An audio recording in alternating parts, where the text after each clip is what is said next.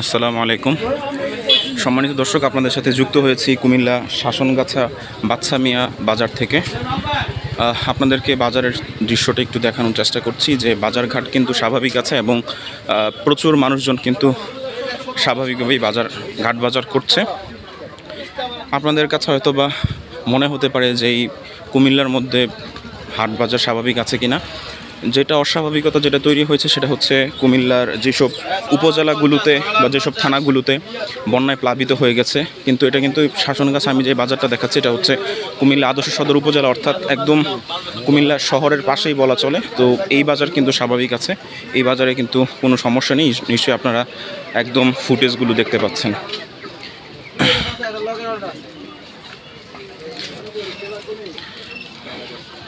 বাজার সব কেনা বেচা সব কিছুই স্বাভাবিক আছে।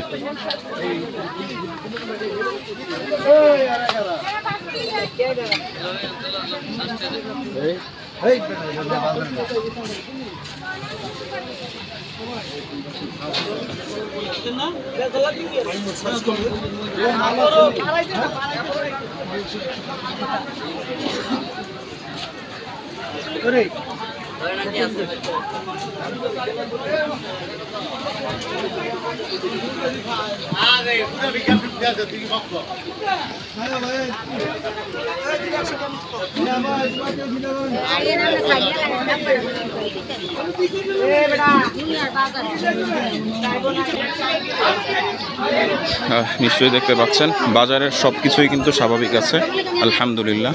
চিন্তার কোনো কারণ নেই। যারা কুমিল্লা আত্মীয় স্বজনের বাড়িতে বেড়াতে আসবেন চলে আসুন।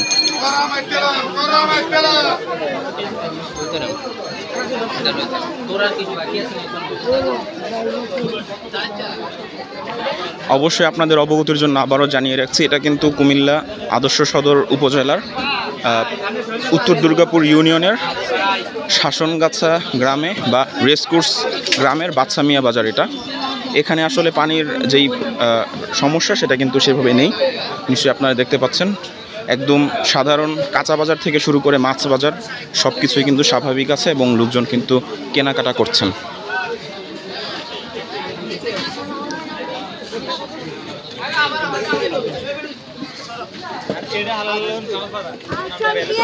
তবে অন্যান্য দিনের তুলনায় আজকে সব কিছুই লোকজন অনেকটা কম দেখা যাচ্ছে।